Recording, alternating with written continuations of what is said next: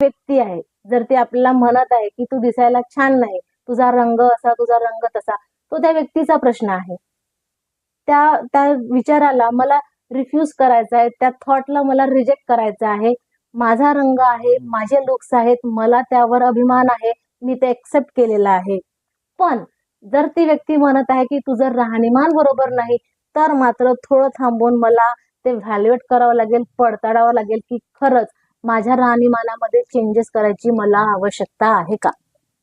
जर कोणी आहे मला म्हणत आहे की तुझा आवाज करणं कर्कश आहे, मला तुझा आवाज अजिबात आवडत नाही, तो त्या व्यक्तीचा प्रश्न आहे.